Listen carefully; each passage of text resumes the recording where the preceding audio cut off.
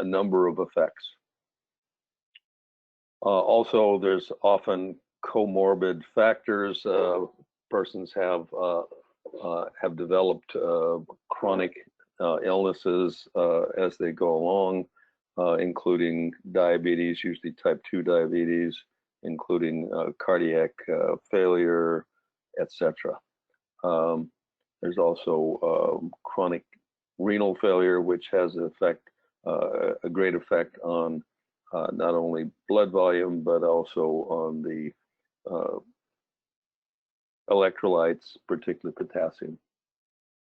Patients often accept this medical problems as just part of aging, and one of my frustrations in dealing with elderly people, particularly involved in trauma, was when I would ask them if they were having any pains, or if they were hurting any place, or for example back or neck pain, and they would often respond no more than usual, with the idea that it's okay, it's normal and okay at their age to have pains. There are communication challenges with elderly, which are related often to changes in their vision. They just simply can't see, can't read as well, can't read prescription pill bottles, which are made for the very normal sighted to see. As you age, you get cataracts, which are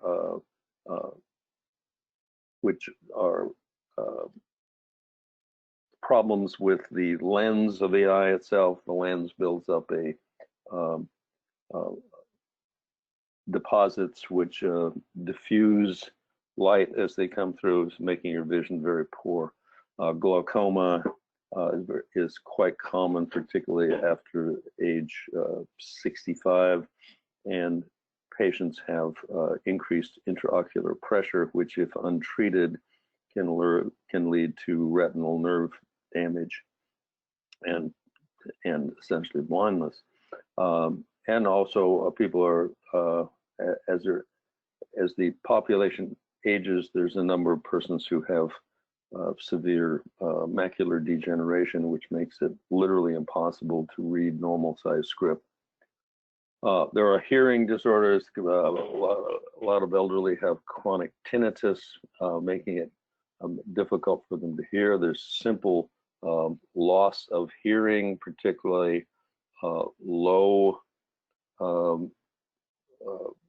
tones and high tones, persons often wear hearing aids when you're evaluating a person and you're having difficulty communicating with them. Try to establish if they should have a hearing aid in. Most people take them out when they go to bed, and so if they wake up in the middle of the night and they're having a problem, they may not remember to put their hearing aid back in. Meniere's disease is a recurring episodes of extreme vertigo associated with hearing loss. It comes and goes. It's rather extreme, so they will present with nausea, vomiting, extreme vertigo, and it's very difficult to distinguish this between a stroke, often a particular stroke in the cerebellar posterior area of the brain. So these people need to be evaluated, even though they've had a history of this before. We evaluate them at the time and treat them. There is treatment for this, at least acutely. Anti-nauseants sometimes help the nausea, so keep that in mind. Speech is affected, especially when hearing is affected. Speech is affected because the two are intimately connected, and so it may be very difficult for them to communicate with you if they're having hearing loss and speech loss as well. And of course, remember, speech,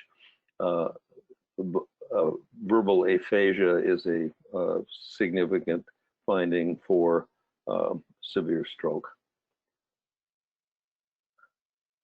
Now, evaluating altered mental status and confusion in the elderly is very complicated, and it's because there's so many possibilities.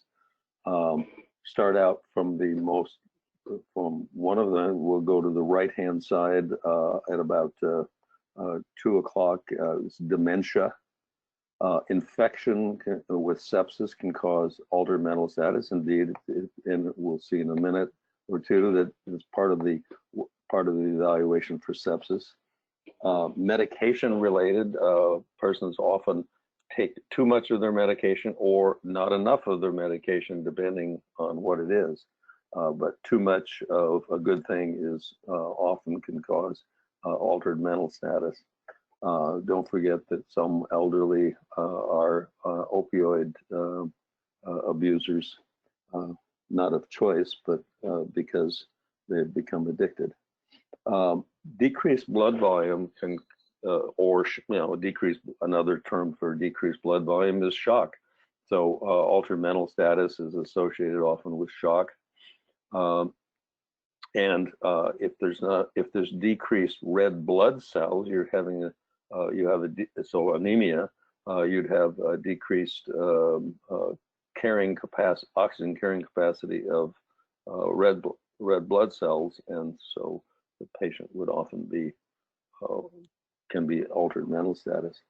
Respiratory disorder, hypoxia causes severe alteration of mental status, so COPD and chronic asthma, chronic bronchitis is related with altered mental status, particularly when SpO2 is below 94.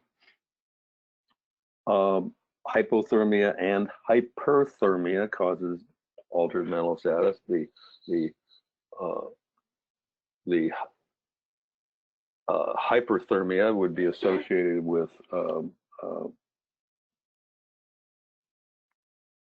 heat stroke-like thing, or whenever you have a fever from sepsis, you will have altered mental status.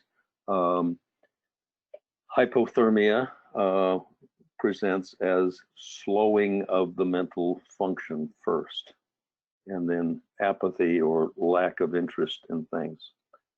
Kind of describes a lot of elderly persons who may be hypothermic. Remember, hypothermia is anything less than about 2 degrees below normal temperature. Decreased blood sugar level, of course, causes altered mental status, hypoglycemia, and medical or traumatic head injury would cause confusion, heart rhythm disturbances, heart attacks, etc. So there's a lot of things to consider in evaluating the age. Remember, and now with pharmacology, I think things have not improved greatly over the last several years, but about 10 years ago, there was a study looking at persons over 65 and what the average number of medications they were taking, both over the counter, which they don't count as medications often, and prescribed medications. But at age 65, there was an average of about 12 different medications, some of which were counter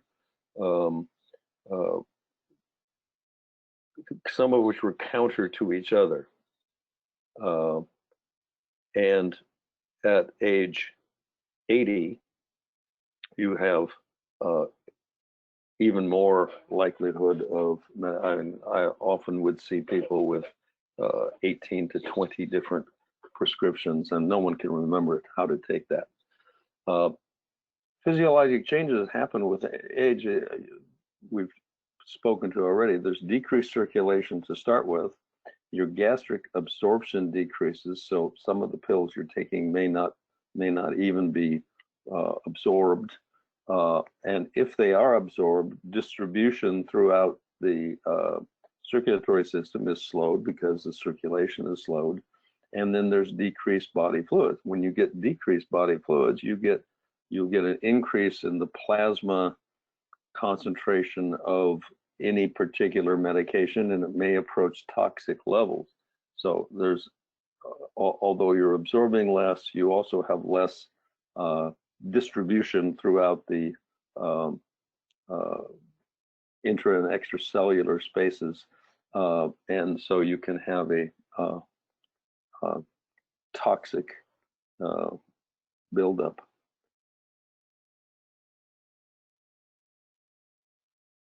Mark? Now, there's a great problem often with compliance of taking medications in the elderly. Often they're confused over the dose. I know you sometimes find that every time they go to the doctor, every time they go to the emergency department, they used to get a change in their medication or another prescription. And so they would have multiple pill bottles of the same medication at home, and sometimes they would get confused and take pill number 1, pill number 2, which is the same pill. They take a dose of that. Pill number 3, which is the same pill. They could take a dose of that too.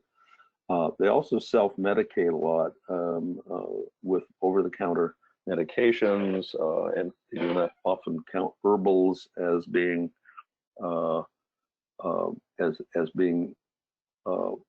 an actual medication, and things like ginkgo, things like valerian, which they take for everything from depression to making them, quote, think better, improve their mental ability. They actually have known and significant depressive effects. Often they're taking pills from their spouse or their neighbor. They do doctor shopping. Everybody wants something when they go to the doctor's office, and often they'll find a doctor who will give you another pill because you came in with a complaint. Then there's the compliance issues of cost. They can skip a dose. They may forget a dose. They can't read the label. They can't open the bottle. All these child-proof bottles are also geriatric proof. So on the right-hand side, you have the major risk factors for poor compliance. If you have a person living alone, they don't have a regular doctor, patient with dementia or forgetful, person who's depressed, alcohol abuse, and that's extremely common in the elderly. No insurance or fixed income. And the last one, they want a quick fix, which means they want a pill which makes them not old again. That doesn't happen. All right, some specific things that we see commonly in the elderly, other than COVID nowadays. Pneumonia. The elderly develop pneumonia more frequently, and the commonest cause of community-based pneumonia is pneumococcus disease, strep pneumonia, and for that we have the Pneumovax shot, which persons who are over the age of 50, 55 and or who have asplenia because they've had their spleen removed, we should get a Pneumovax every 5 to 10 years, depending on how they think, how often the CDC recommends this. This will help to prevent pneumonia. Or strep pneumonia will also decrease the severity if you get it. Now, commonly persons would get the flu and then they would go on to pneumonia from as a secondary infection. This has sort of been eclipsed now by this year, at least, by the COVID, which can cause either a severe overreaction of the your immune system, or a severe underreaction of your immune system, particularly as you're older. Now, typical symptoms may be absent in pneumonia. So fever may be absent. A normal, healthy young adult who gets strep pneumonia develops a heck of a nice fever, and the fever is part of the normal and appropriate immunologic response to the strep bacteria. The fever response may be totally absent in elderly, and they'll go on to sepsis without ever developing a fever. There will be a change in mental status. I mentioned earlier that this is one of the issues of change in mental status in the elderly is no fever and just change of mental status with pneumonias, with any kind of sepsis. Chest pain may or may not be present. They may not be aware of this. Lethargy, there will certainly be shortness of breath, decreased SaO2, and often dusky, clammy skin. It'll appear to be septic. In sepsis, symptoms of infection in the elderly are very difficult because that initial inflammatory response is often blunted. Often deteriorates rapidly into septic shock. Most common source of sepsis in the adult is pneumonia.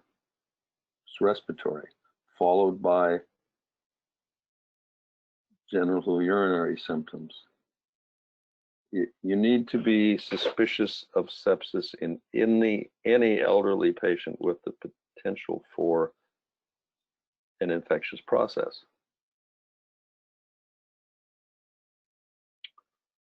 Now, for sepsis, per your protocol,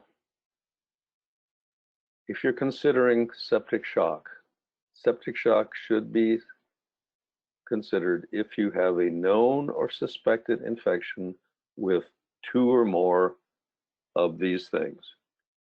Temperature greater than 38 centigrade, which is 100.4, or less than 36 degrees centigrade, which is 96.8. So either a fever or absent fever. If you're thinking there's potential for an infection, respiratory rate of greater than 20 beats per minute, breaths per minute, heart rate of 100 beats per minute, greater than, so slightly elevated heart rate, respiratory rate elevated, so and or EtCO2 of less than 25 millimeters. This is a surrogate for a lactic test. Lactic acid goes up in sepsis and in shock in general.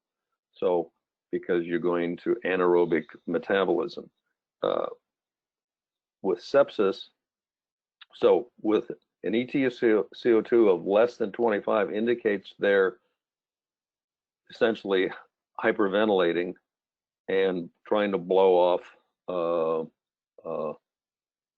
CO2, blow off carbonic acid so they can decrease the acidity of their blood. Same thing occurs with diabetic ketoacidosis. So the key there is ketoacidosis, acidosis, lactic acidosis, acidosis. So that's why the EtCO2 is very, very telling in guesstimating that this person is presenting in shock, septic shock, could be ketoacidotic shock, could be any kind of shock, the EtCO2. So I do recommend that as much as possible we try to get EtCO2s recorded. If 2 or more of those 4 things are positive and your systolic blood pressure is less than 90 or less, or a MAP of 60 or less, or, should be a big or there, or they have an altered mental status, notify the receiving facility that this is a septic shock alert. Now, if the person is normotensive and not altered mental status, transport non-emergent, but notify hospital personnel on arrival that this is possible or probable sepsis. It is not doesn't have to be called a sepsis alert. Treatment for septic shock: give up to 2 liters of fluid. Now, I need to interject here because you need to look at this line. Give up to 2 liters of fluid, lactated ring is preferred, as rapidly as possible, or until MAP comes above 65.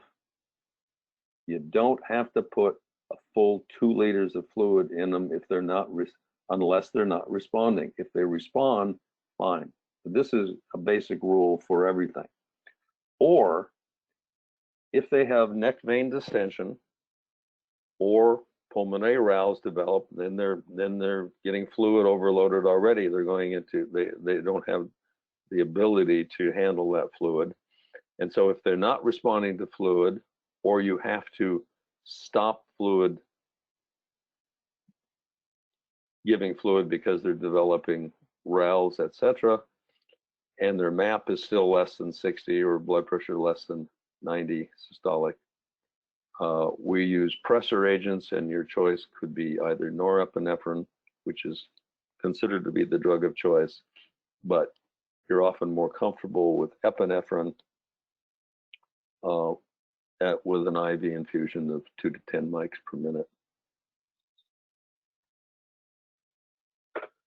Chronic obstructive pulmonary disease, characterized by chronic airflow obstruction.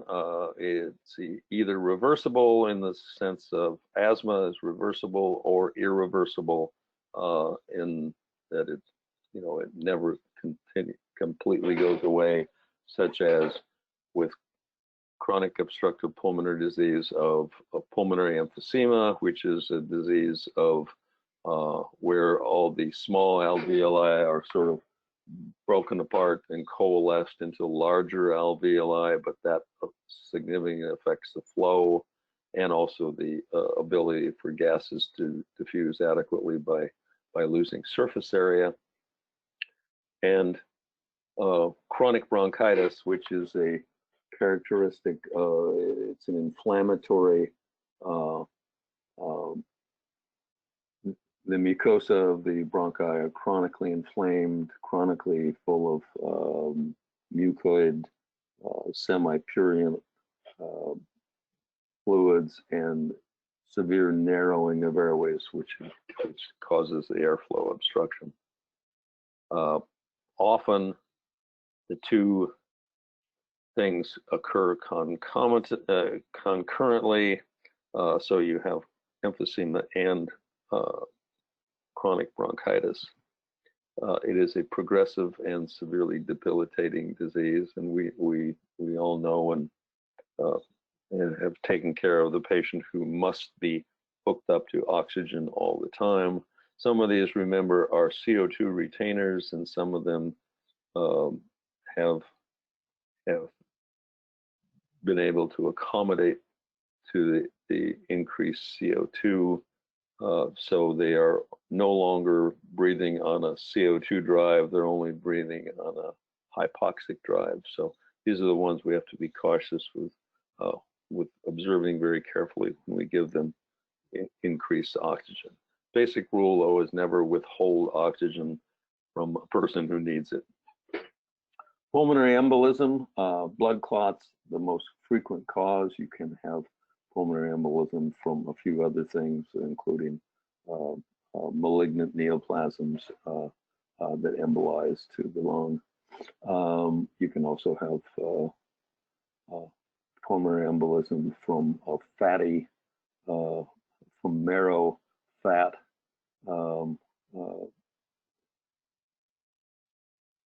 in fractures of the femur, etc. Blood clots are the most common cause, though, usually originate in the deep veins of the legs, yeah, sometimes in pelvic veins, particularly if there's a pelvic neoplasm or infection there. They're more common in elderly people because you simply have less adequate blood flow in the veins of the lower extremities. As you age, you also have problems with varicose veins and with stagnation, and you also have problems with often being bed confined. Also, if you have increased coagulability, if you have chronic inflammatory diseases such as colitis, etc., you also have increased clotting factor with tumors, with recent surgery, with fracture of a long bone, with immobilization of that extremity. Treatment of pulmonary embolism is oxygen IVs with some restriction of fluid therapy, anticoagulants, which of course we don't give in the field, vasopressors to maintain blood pressure, and positioning. If you have a patient who's in a cardiac arrest and you suspect a pulmonary embolus, you do exactly what you do with a normal cardiac arrest, which is CPR, and treat with our usual approaches to whatever the dysrhythmia is. Pulmonary edema can develop extremely rapidly in the elder. It's usually associated with one of two things, either a myocardial infarction or so sudden pulmonary edema is usually a myocardial infarction, or a problem with a heart valve.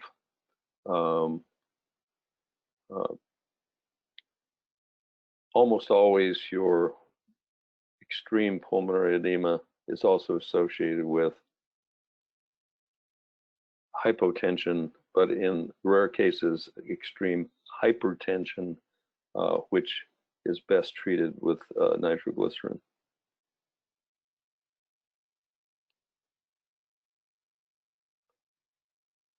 Elderly patients are less likely to present with classic symptoms of a myocardial infarction. So another thing that we need to be sort of hypervigilant about is that they will not often be complaining of chest pain, complaining of fatigue, some shortness of breath, sort of a general dysphoria, sometimes change of or altered mental status itself.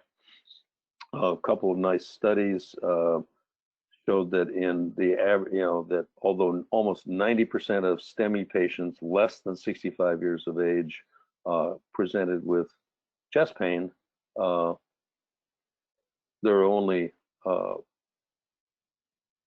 were less than 60% of those over age 85 that had chest pain. And chest pain is more loosely defined for elderly as chest pressure, chest heaviness, etc. But so that means that 35% of people over 85 don't have chest discomfort. And in another study, chest pain was reported for the overall population, the general population in general. 63% had chest pain. Most of the ones the higher number that didn't were women. But in women over 75 years of age, less than half of those, 45%, had chest pain. So this just, I do not ever feel bad if you do a if you have an elderly woman with vague complaints, besides having a three lead just for monitoring, if you do a 12 lead, I'm perfectly happy with that, because we're going to find a number of STEMIs in that group. Heart failure. In heart failure, the cardiac output cannot meet all your metabolic demand. So classic heart failure, gray, pale, diaphoretic skin, possibly cyanotic, that complains of the dyspnea. Orthopnea. I mean, orthopnea is positional dyspnea. So they when they're laying flat, they cannot breathe adequately. Decreased blood pressure usually. Falling O2 sats, confusion, jugular vein distension, gallop rhythms,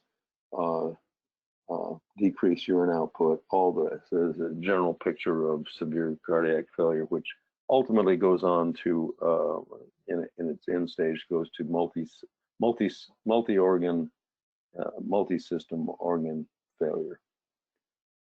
Management, we still use, if possible, and it's difficult when you're transporting a patient, sit the patient up, dangle the legs, just let gravity help you out. If the patients are in extremis, CPAP, 100% FiO2. Use your PEEP valve if you're assisting ventilation. If their systolic blood pressure is greater than 100, they can use nitro, except for caution in a right-sided MI.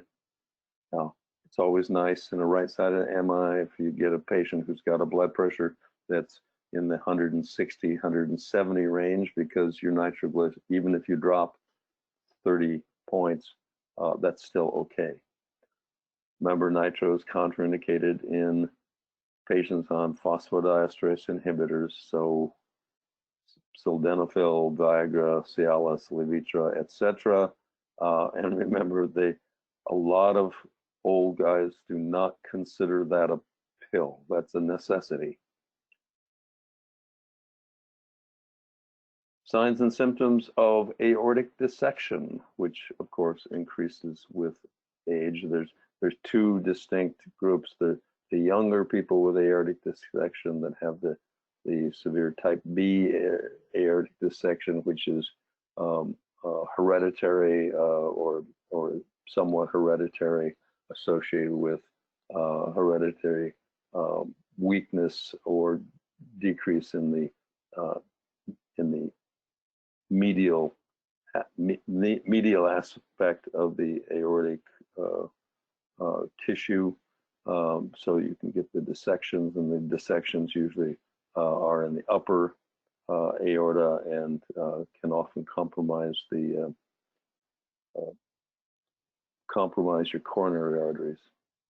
But the classic type A, which is below the bifurcation of the great vessels to the upper extremity and head, occur in the thoracic and abdominal aorta.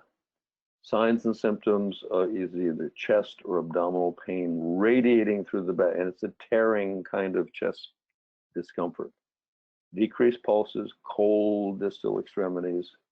Hypotension is very light because most of the dissections do not actually tear, tear from the aorta itself, except rarely. Usually what you do is get the dissection, which gets larger and larger. It's it's in the intima, between the intima and the media, and it basically collapses the artery onto itself. So that's why you get the decreased distal pulses.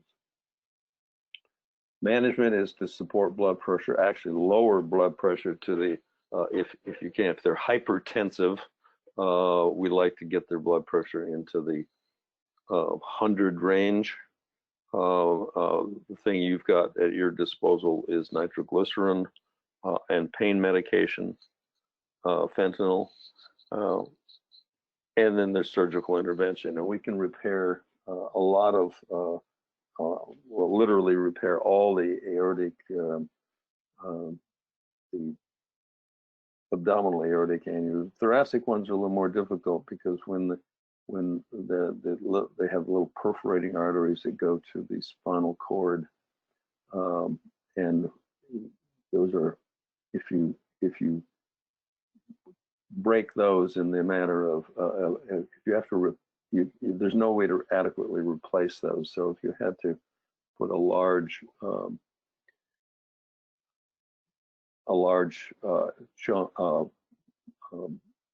artificial aorta in there, you'd cut all those spinal perforators, and the patient would likely be paralyzed.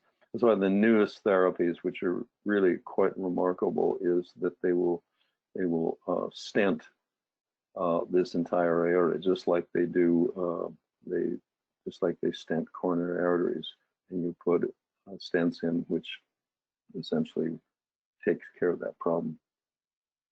Most thoracic aortic aneurysms, except for the type B, the severe ones, most of them are managed by medical methods, mostly keeping their blood pressure stable so that they don't dissect anymore. Hypertension is defined, it changes constantly depending on the newest batches of internists. But right now it's a blood pressure greater than 140/90. That increases with atherosclerosis and age, but obesity, diabetes are also big contributors. Non-specific complaints include headache, ringing in the ears, tinnitus, epistaxis, nosebleeds, slow tremors, nausea, or vomiting. And we just treat this symptomatically. Once again, nitroglycerin would be necessary. It's very seldom that we need to treat hypertension in the field, but nitroglycerin is still safe. We have not yet gone to intravenous nitro, but that may occur someday. Syncope. Syncope results when blood flow to the brain is temporarily interrupted or decreased. Syncope, of course, is the $25 medical description of fainting. Fainting only is $5. Common presentations: a vasodepressor syncope, so you simply drop your vasomotor tone. Orthostatic syncope, which is very common in elderly, as and this is the patient will tell you, I stood up from the table and I passed out, or I stood up and I got so lightheaded I knew I was going to pass out, so I lay down. That's of course the treatment of syncope. Vasovagal is when the vagus nerve drops your, stimulated vagus nerve, and you get a drop in blood pressure and heart rate. There are cardiac causes. The most worrisome, of course, are sinus pauses or runs of VTAC, runs of PVCs.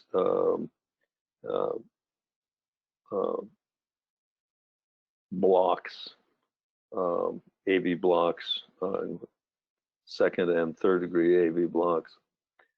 Seizures can present as simple syncope, but generally on close questioning you find that they have, that the patient has a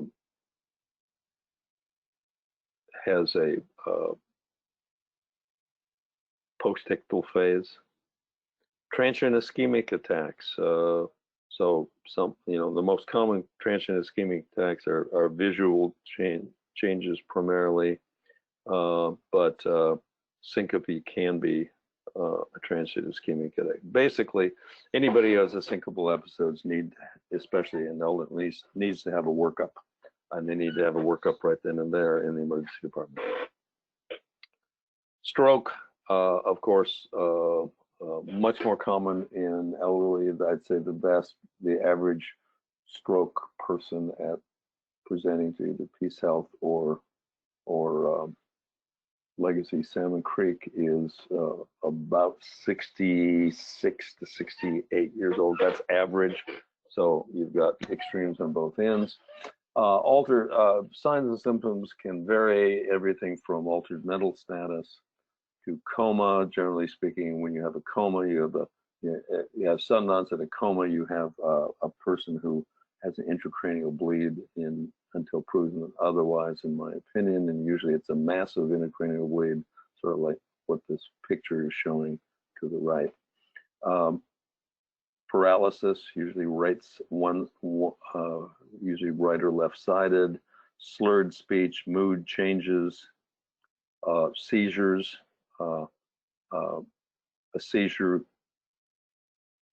Seizures happen not infrequently after strokes, but also persons are sometimes seem to be paralyzed. They have what's called Todd's paralysis after a seizure. It's very difficult to sort out. That's not something we do in the field. That's something we do with imaging in the ED.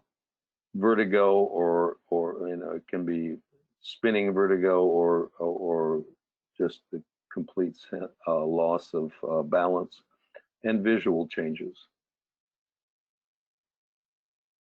Now, we are doing BFAST and not just fast. So we do BFAST, which is balance and eyes as well. And so balance is sudden loss of balance or coordination. Patient may say they're extremely dizzy and even vertiginous. We're not going to worry about trying to sort out labyrinthitis from stroke in the field. We're going to call this a stroke. Eyes, loss of vision in one or both eyes, or loss of a field of vision. And so to sort that out, you have to do a brief visual exam, or if the patient says, I can't see out of my right eye, take them at their word. Face, symmetrical during the smile, arms, look for arm drift, speech, sensible repeat of a simple phrase that'll catch speech aphasias and verbal aphasia, which is also extremely, this is signs of stroke. Time lasts normal. Now, sometimes the patient can tell you that. Sometimes the reporting party will have to tell you that, and try to be as accurate as possible. Then once we've done the BFAST and we say, yes, I think we have a stroke, we're going to do the Los Angeles Motor Scale LAM score to determine where this patient should go. So at what level of hospital. If their facial droop is absent, 0 point, present 1 point, arm drift gets also if it just drifts down, that's a 1 point. If it falls rapidly, it's a 2. Or if they can't even lift up their arm, it's a 2. Grip strength, weak grip 1, no grip at all 2. You can also check, just for confirmation, you can check ankle strength as well, but all you need is the grip strength. So if they have a higher LAM, if a LAM score of 4 or 5, they need to go to a intervention center that can take them to the cath lab if necessary. So any patient with a LAMS 4 or 5, or any patient greater than 80 years of age, needs to go to Peace Health Southwest. Symptoms more than 3 hours but less than 24 hours, Peace Health Southwest. Suspected intracranial hemorrhage, that's a neurosurgical emergency. If anything, and it needs to go where the neurosurgeons are, which is Peace Health Southwest. Signs of profound paralysis, aphasia, or comatose. Okay, they can go to the closest stroke center if their symptoms are 3 hours or less, and they don't have any of the bad things that we just listed.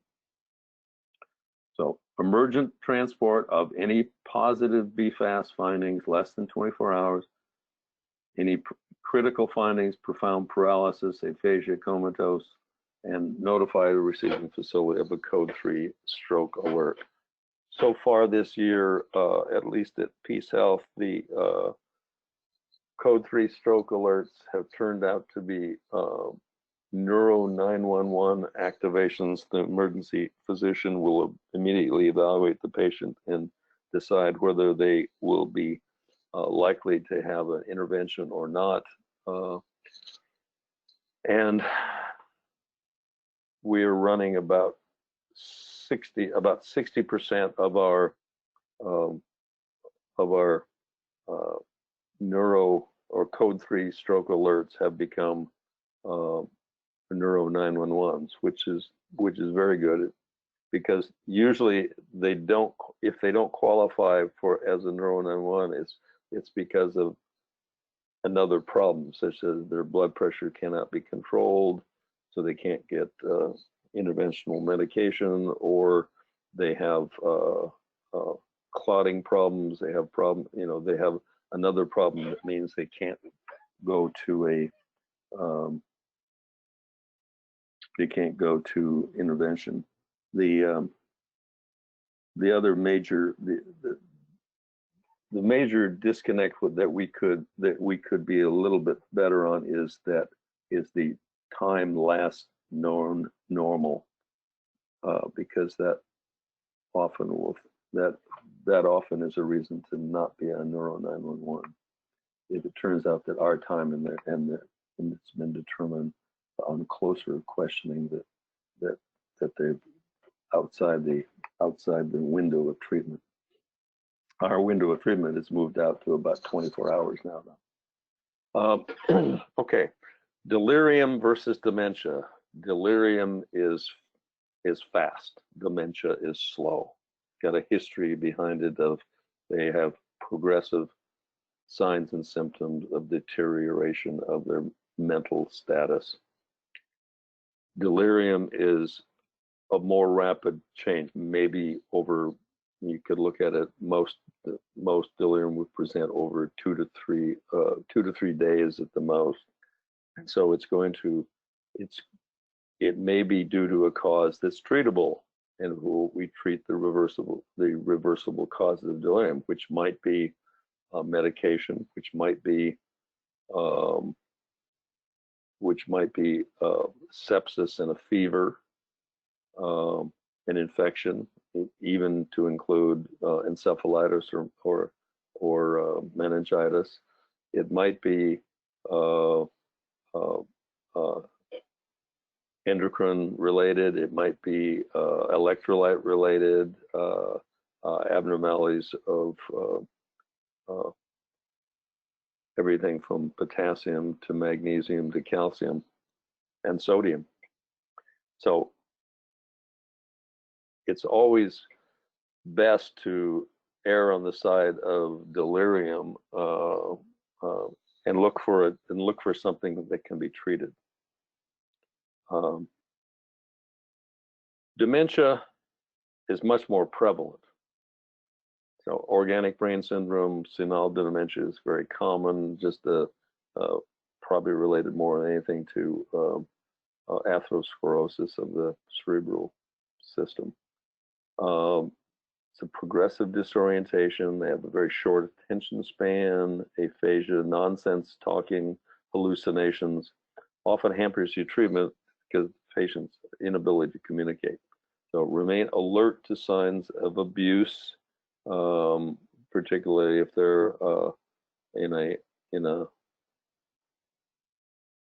care situation.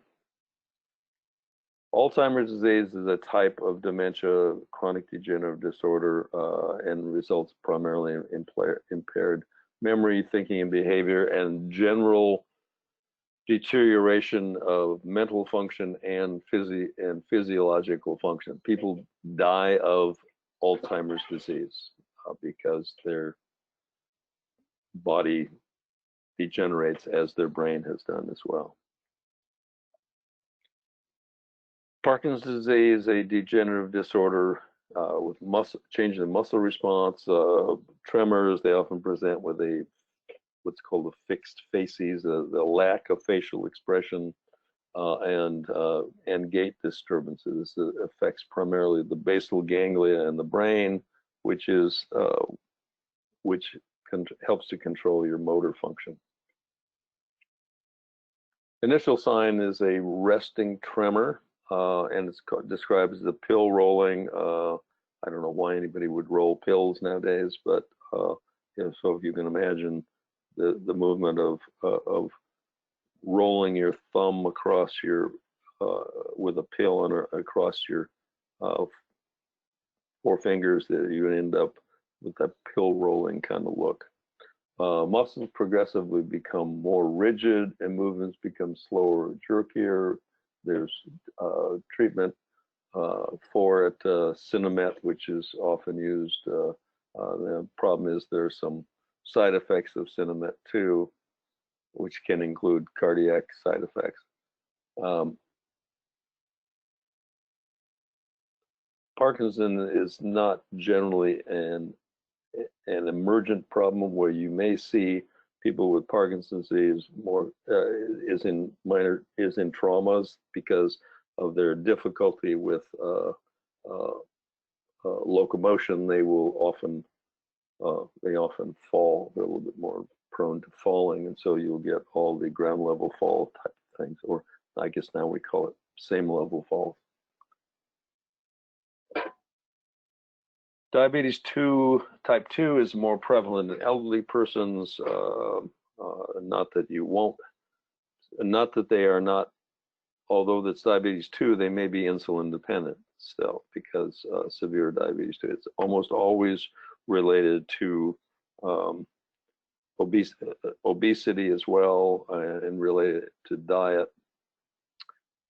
Condition may present in its early stages with vague symptoms such as fatigue or weakness, which is why we always have you with altered mental status or weakness when we try to get you to do a blood glucose management of diabetic hypoglycemic emergencies for the elderly is the same as we do for any other patient. So we in this county do D10 for hypoglycemia, and we treat hyperglycemia with fluids on the way to the hospital.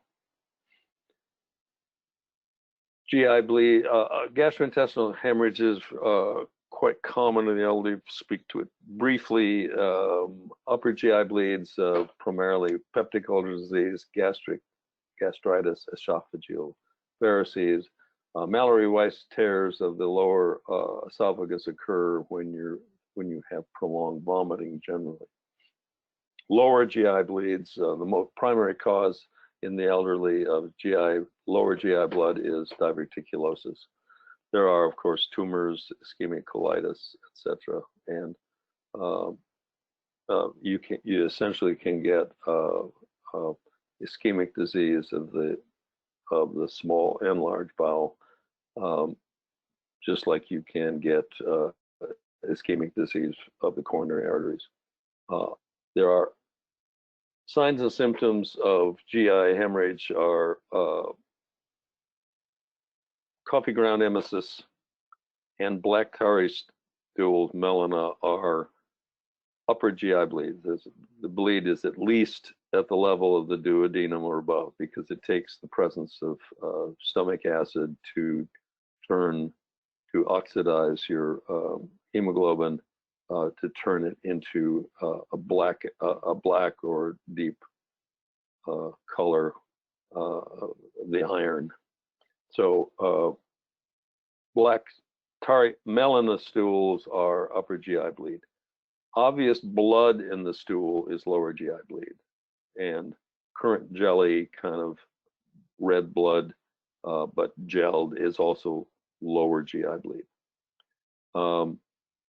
Patients may have orthostatic hypotension, pulse greater than 100, and remember, if they're taking beta blockers, that will keep your heart rate from responding to impending shock, and confusion or altered mental status.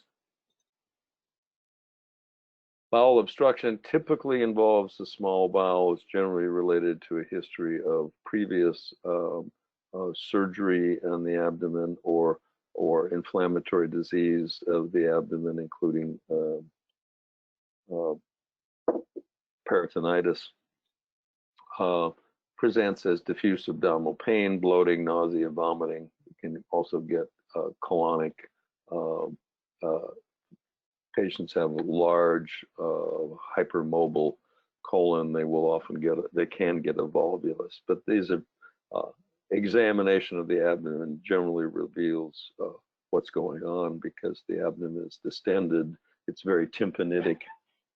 You can tap on it like a watermelon or a balloon, and it makes, or a ball, and it makes that hollow sound. Treatment, of course, is generally surgery.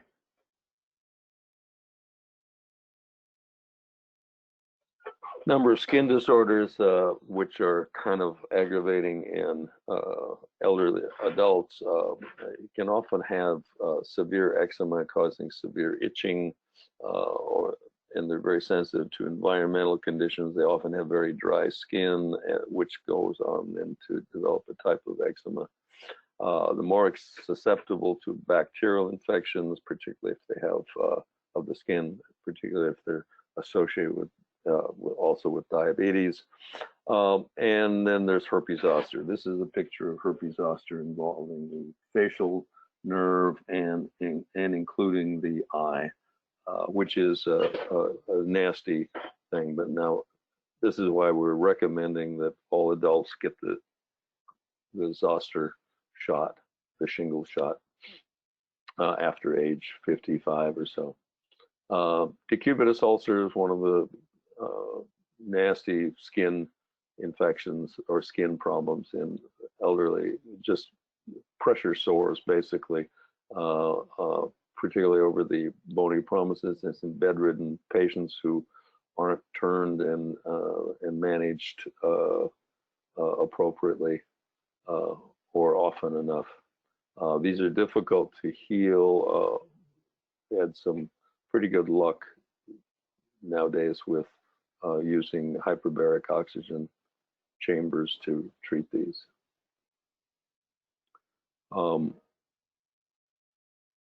Ankylosing spondylitis is an inflammatory arthritis affecting the spine. The patient gets a stiff, inflexible spine. On X-ray, it looks particularly characteristic. It's called bamboo spine.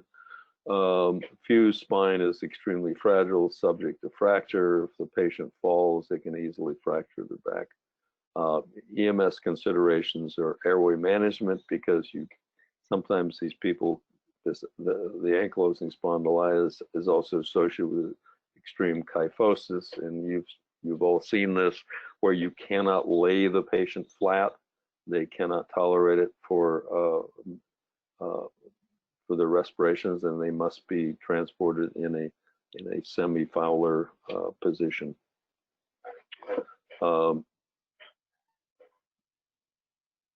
This requires so management of patients with spine problems like this is a little dicey, and you have to use some creative padding and pillowing to make it so you can transfer them appropriately.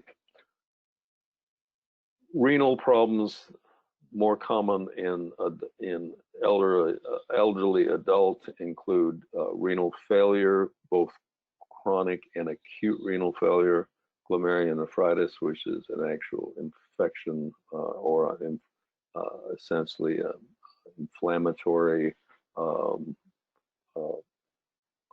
autoimmune problem of the nephron, of the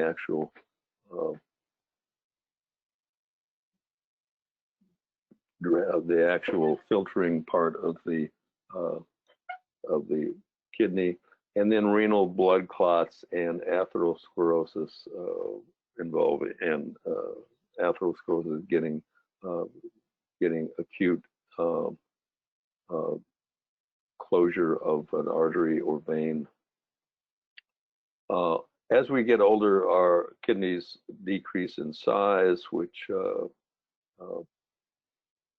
is complicated then as your vessels also decrease and your filtering ability decrease, and changes in the walls of the renal artery, including mostly atherosclerosis and stiffening, and then it has a tendency to be to create more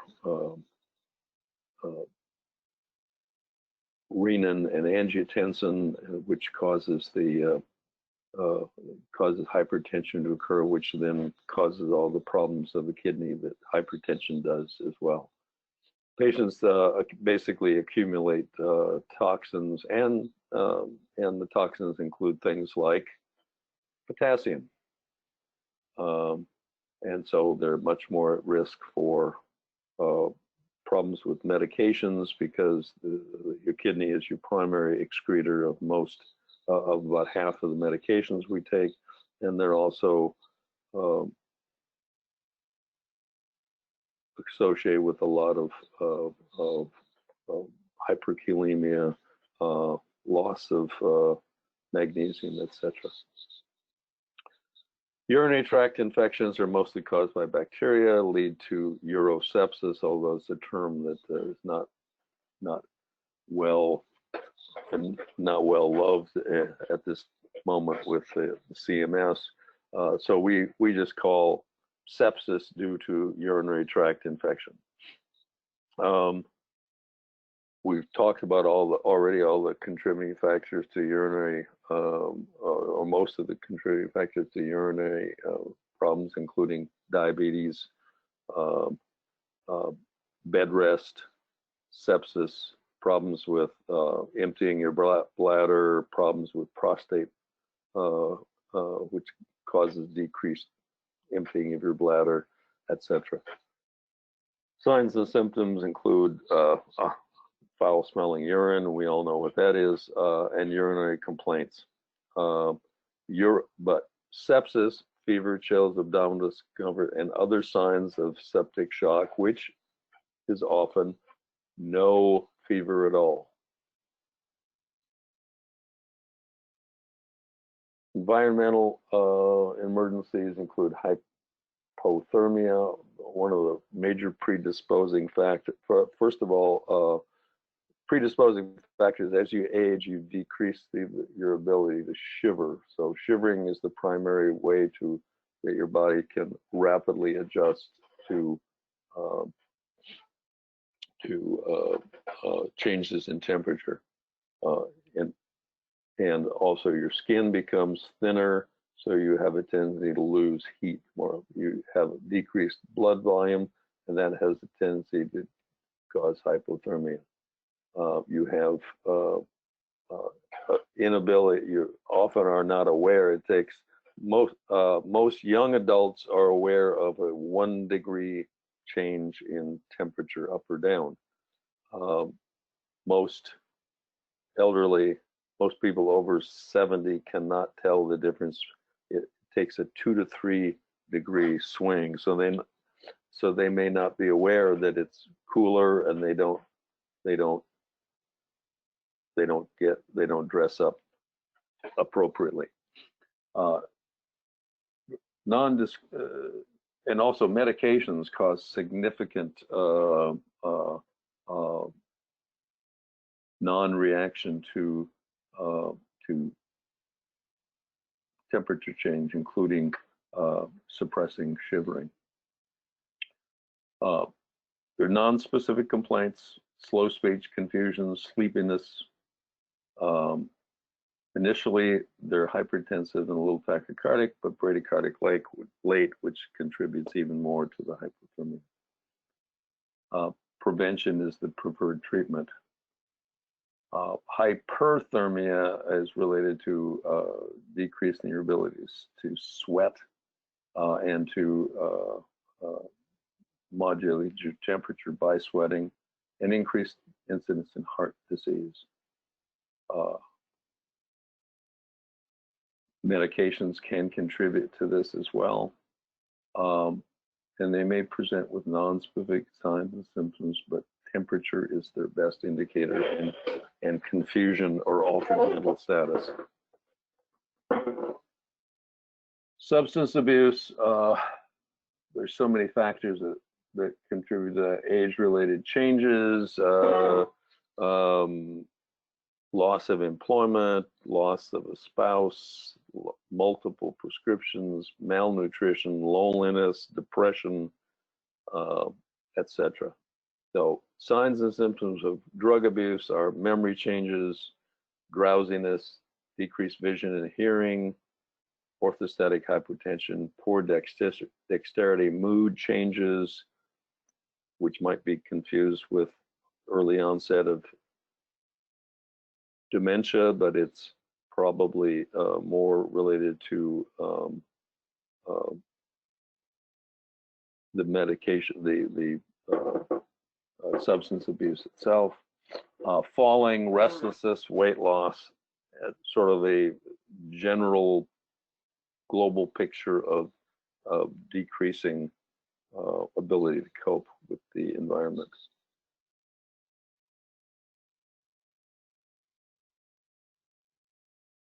As you get older, your tolerance to alcohol decreases, so that you have more toxic effects at the same level of ingestion that you did when you were 25 or 30. So look for a history of mood swings, denial, hostility, confusion, history of falls, insomnia, visible anxiety, nausea.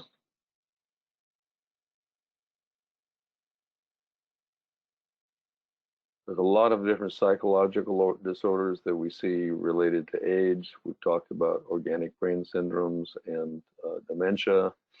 Depression is,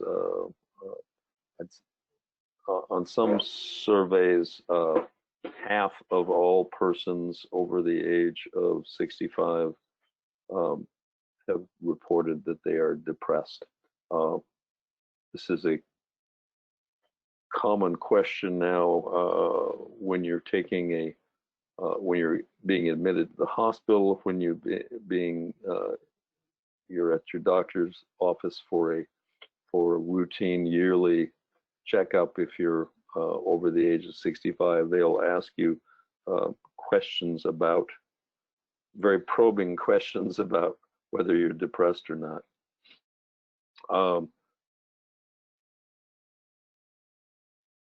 Often persons develop extreme dependent personality things. They become very dependent on one or more persons that they attach to, sort of to make sure that they're safe, that they're okay. Paranoia is also very common in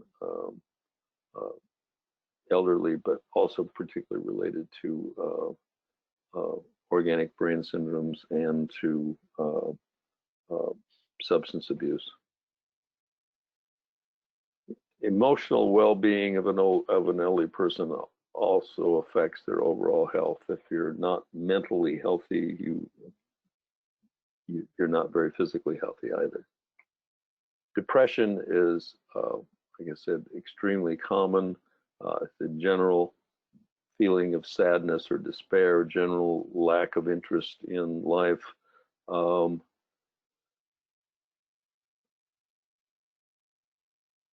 The history of, if they've had psychological treatment in the past for depression, and then current events may put them back into a depressive state.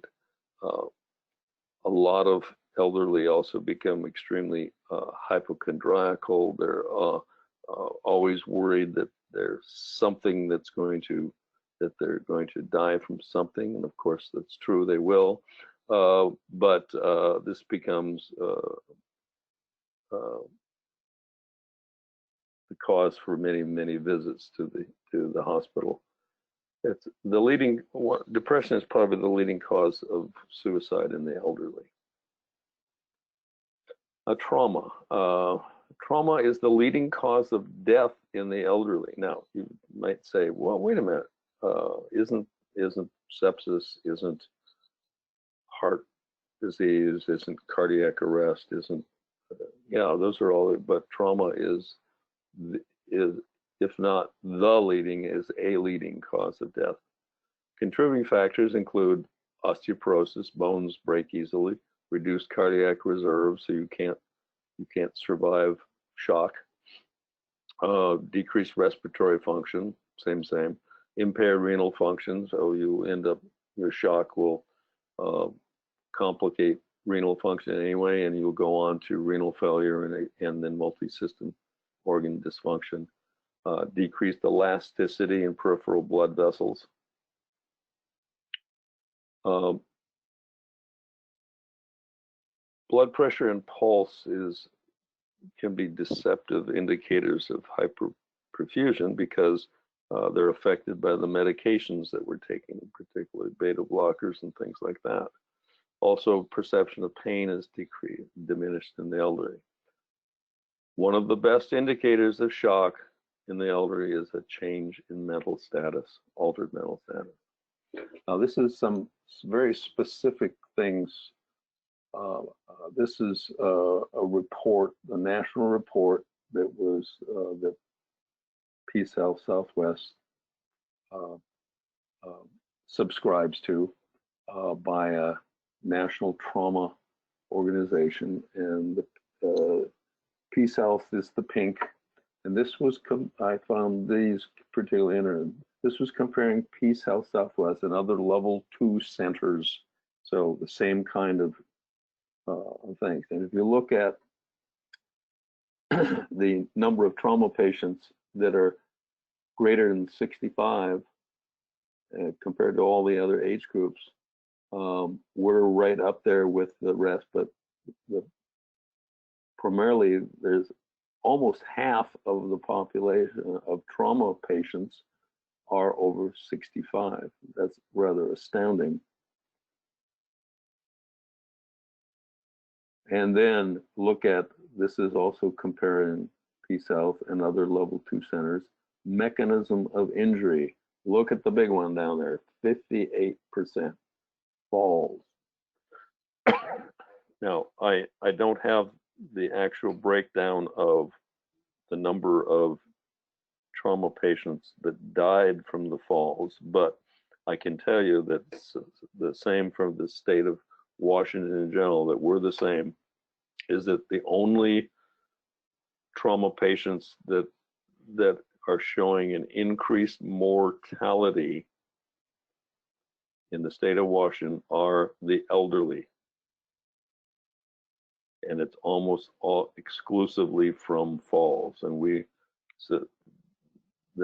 really need to take care of our elderly people.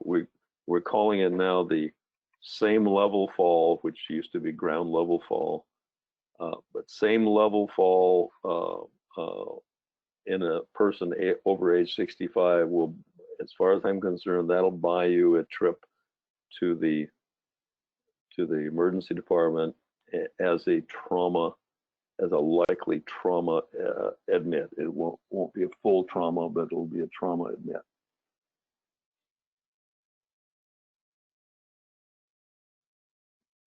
Geriatric abuse and neglect occurs just like child abuse, and the same kinds of things to look for in a child. Signs and symptoms are unexplained injury. The caregiver may pay particular, may not be consistent with their story. They may tell you a different story than they tell the doctor, and they may change the story to fit whoever's listening. Don't confront family or caregivers. Document and report to the ED And the ED should be reporting to adult protective services, just like they report to child protective service. Remember to modify position in mobile packaging that fits the patient. Don't forget that trauma places an older person at increased risk of hypothermia. So just like a baby, just like an infant, they need to be kept warm. Orthopedic injuries from falls include hip pelvic fractures, proximal humerus, next most common, distal radius, falling on the outstretched hand, an arm, proximal tibia, thoracic and lumbar bodies. A major factor in head injury is the difference between the size of your brain and the space in the skull. So as you get older, you have more and more space in the skull because your brain seems to shrink in size. And so what might be considered a minor injury to a young adult could be a major counter-coup type of, because the brain can move within the skull very easily. Cervical spine is more susceptible to injury during the osteoporosis and spondylolysis. So ground level falls, you need to protect their C-spine. We have a lot of C-spine injuries. Arthritic changes can gradually compress nerve rootlets or spinal cord. So any trauma puts the spinal cord at risk. Okay, that's a lot of geriatric things. I think I've already forgotten what I just said, so we'll just move on to protocol revisions. If you have any questions, you can write me or send things in. All right, we've made a major change, upgrade in our burn protocol, and this is to be consistent with the burn center's requests and the way they like to see things in Portland at the Emanuel Burn Center. Burn classifications, we've gotten a little bit more specific to superficial thickness burns, which is epidermis only, looks like a sunburn, to partial thickness, also superficial. It goes beyond the epidermis, may have some blisters. Partial thickness, deep, so it goes all the way into the deep dermis, definitely will have some blisters. And full thickness involving all layers of the skin and subcutaneous tissue, what we used to call the third degree burn, because in the third and fourth was involved underlying fascia. They'd like us to use total body surface area either with the rule of nines or the palm method. They like the palm method, but that makes it a little bit more difficult. So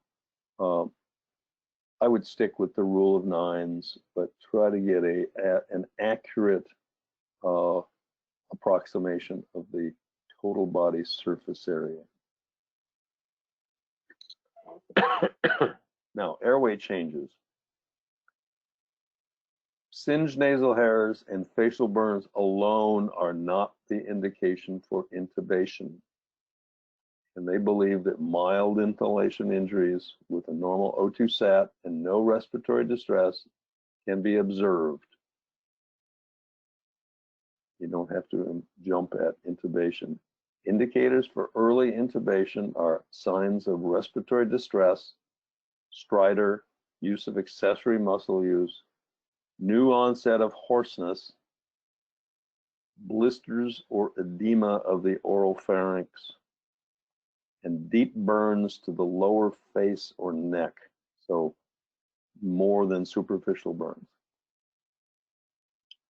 Also, IV access, burns greater than 20% total body surface area should have 2 large bore IVs.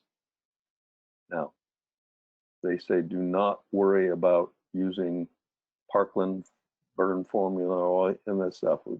You're not going to be with the patient for that 8 to 24 hours that the first Parkland formula works. So they say just stick with lactated ringers, and if they're less than 6 years of age, have your IV running at 125 mils per hour.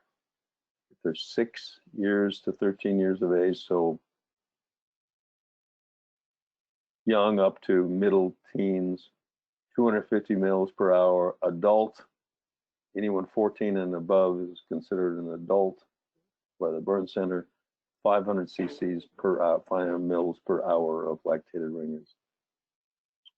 Now, if inhalation injury, if cyanide toxicity is suspected, because it's a closed space fire with plastic, wool, industrial chemicals, soot in the mouth, or the patient's comatose and cardiac respiratory, or has persistent hypotension, our protocol, we use sodium thiosulfate.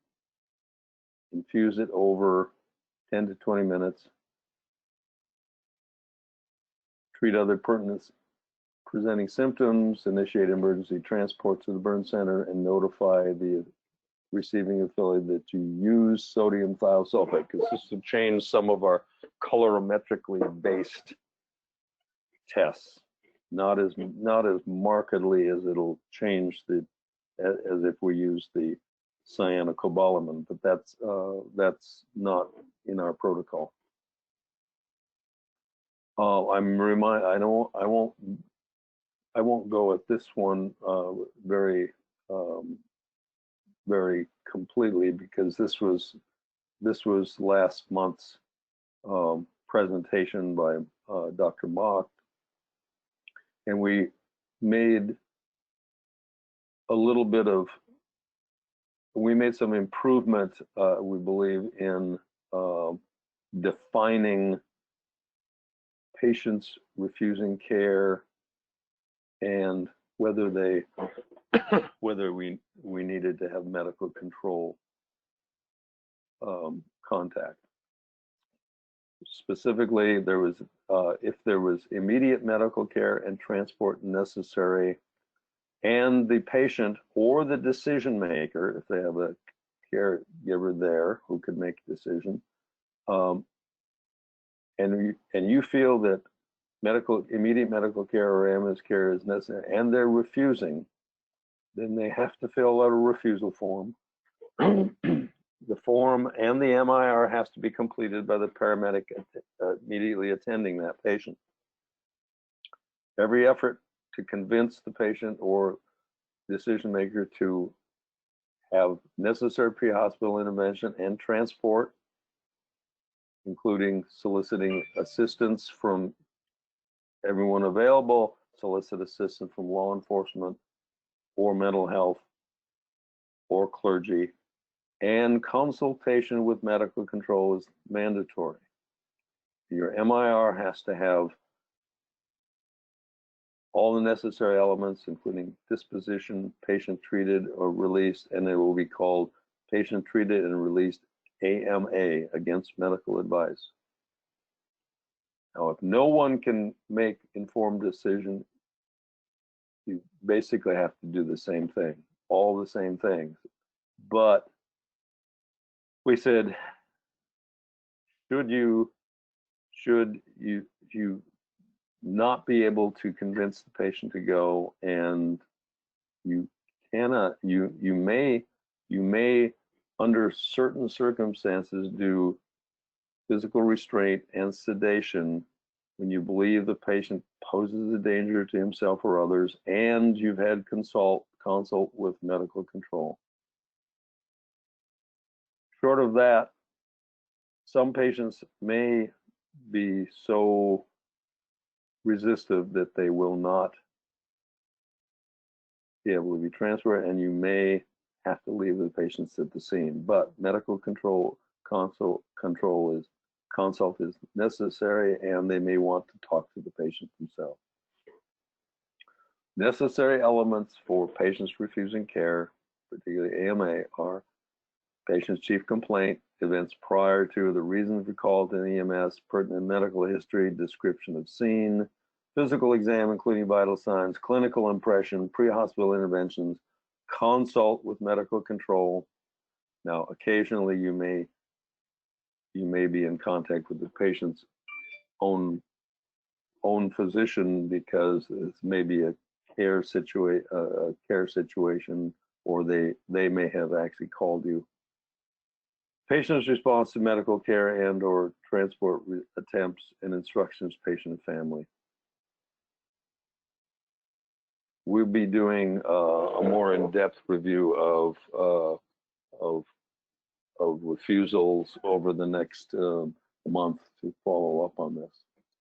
There's a couple of articles that we're going to talk about using the appropriate place, especially during to use an IV, especially during cardiac arrest. First one was in resuscitation,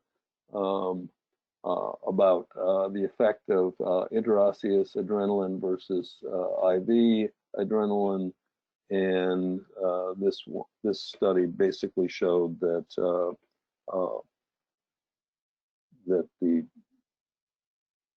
you had a much greater response to epinephrine when given into a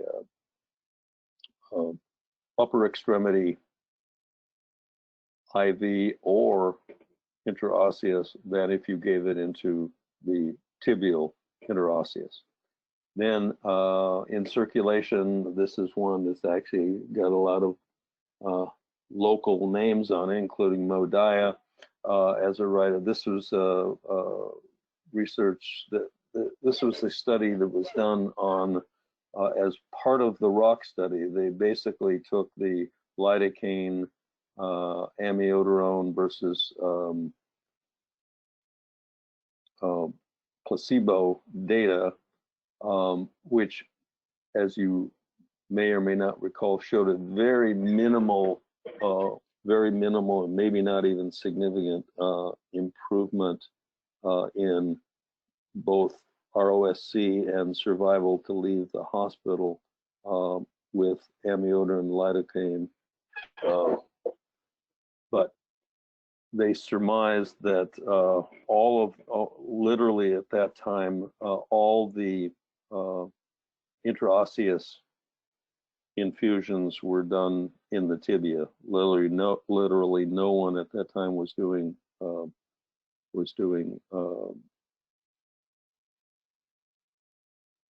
humeral IOs. So they culled that data out of their data bank and then ran the study again, just using the IV distribution of lidocaine and amiodarone, and they found very significant improvement with lidocaine or amiodarone compared to placebo. So the takeaway from this is that when venous access in a critical patient, such as cardiac arrest or shock requiring fluid resuscitation, your preferred choices of delivering IV with balanced salt solution is above the diaphragm, and in this order. It's preferred to go antecubital arm vein, or in an adult patient, humeral IO. The last choice would be an IO tibia in the adult, or femoral, pediatric, or tibial. And then as soon as possible to try to get an above the diaphragm venous access point. So in our procedure, in our protocol, we've listed site selection. Proximal humerus is preferred for IO. Proximal humerus is preferred in adult patients to have increased flow rate, decreases pain. closer access to the central circulation during cardiac arrest and for resuscitation. Proximal tibia is not effective in cardiac arrest. Distal tibia, which is also possible in adult, is not effective in a cardiac arrest. So going forward, I'd say that right now in the cardiac arrest that we've put IOs in for the last year, I have seen probably 75 to 80% are in the tibia, and I want to see that change to the proximal humerus from now on, or an IV.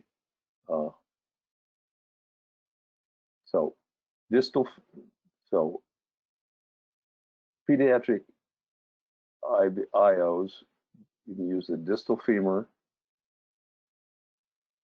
and the insertion site is just proximal to the patella, and approximately 1 centimeter medial to the midline. So a little bit inboard. Now we're going to need to practice that. We're going to be setting up some more practice sessions on humeral IVs for adults, but I'm going to be watching this one closely, and we need to get, if we're going to give medications, we need to make sure that we get into the circulation.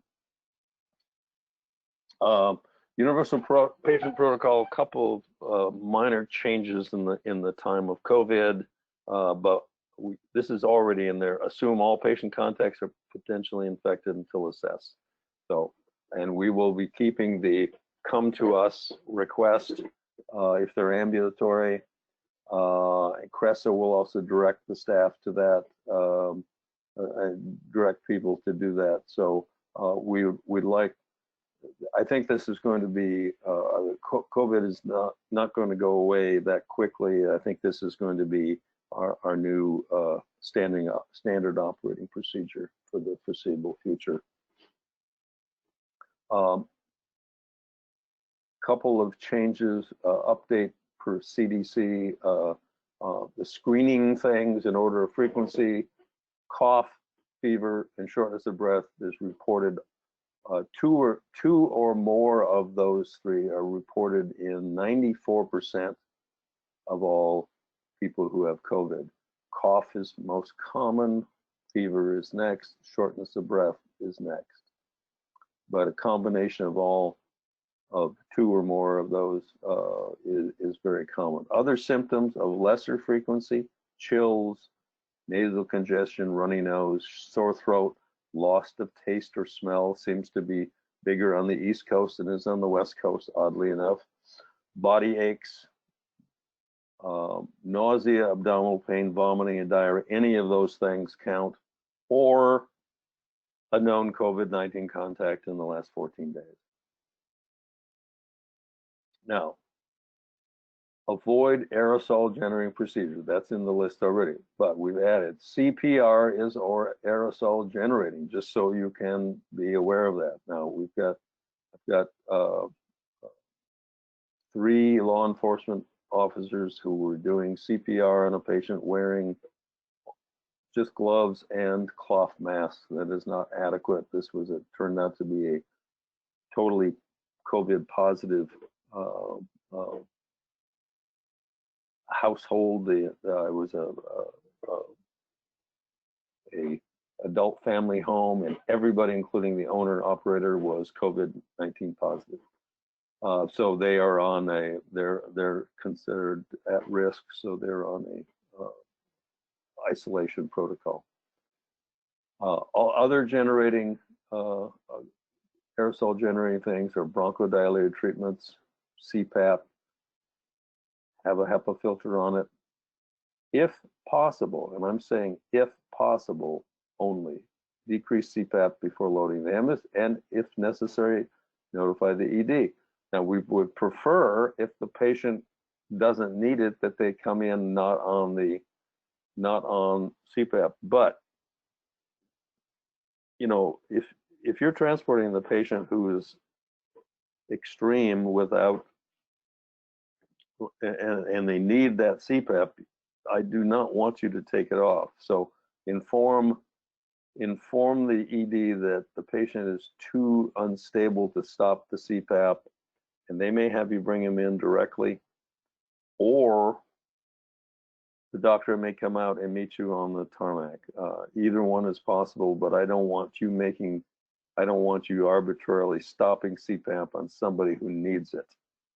We've got at least, I know at least one case that went right to a cardiac arrest when that occurred. So I'm assuming they need that CPAP when you're doing it. Oh, also, if they require a bronchodilator, do not withhold a med neb if the patient requires it, particularly in known asthmatics and COPD patients. Once again, you can discontinue this on the tarmac if possible. However, if not, ask, if not, tell them, and the doctor can come out and make that choice. Now, you have a mask over the exhalation port. You also have a HEPA filter. Also, do not withhold steroids from patients that have a history of use of steroid for reactive airway or COPD. Steroids actually turn out to help COVID-19 patients, particularly if they're hypoxic. If the patient requires airway support, first line is a BVM with proper seal and an inline HEPA filter. If possible, attempt positioning to improve oxygenation.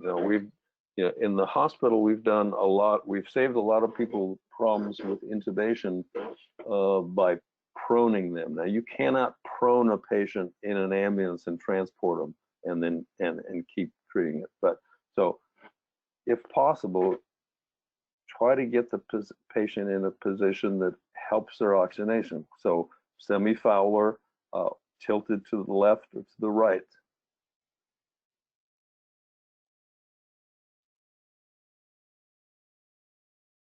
Special uses, only change is if an iGelson patient functioning well, there's no need to use an endotracheal tube. Just notify the ED the patient has an iGel in place and is not intubated.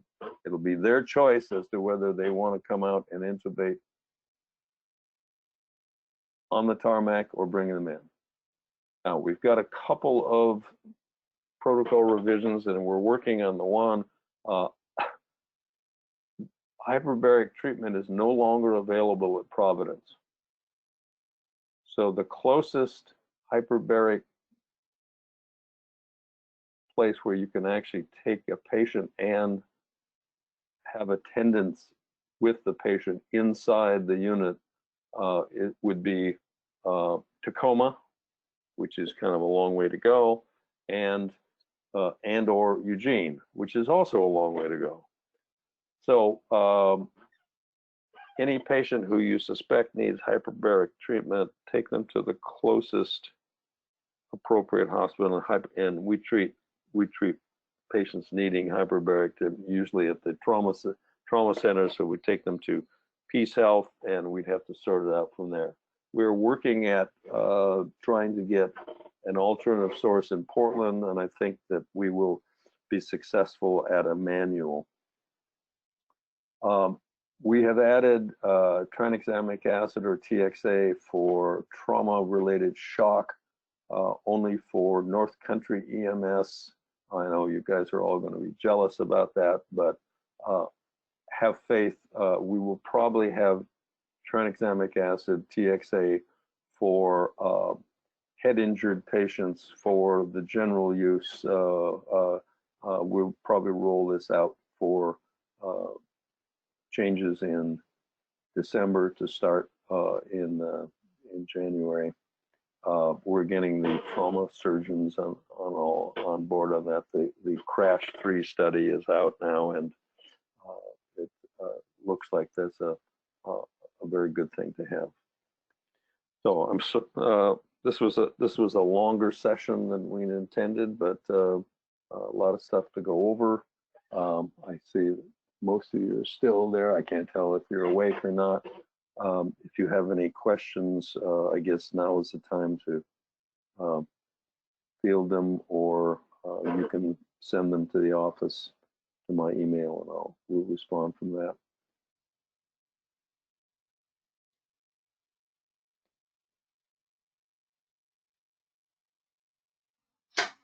Okay, I didn't see any. There isn't any questions in the chat group. Okay. All right. Well, thank you very much. And remind you, toward the end of the month, Dr. Gadwal will be having another case review session. So be safe out there. Keep your PP on. Exactly. I second that. Thanks everyone for coming. Wash your hands. Yeah, exactly. All right. All right. Bye. Thank you. Bye-bye.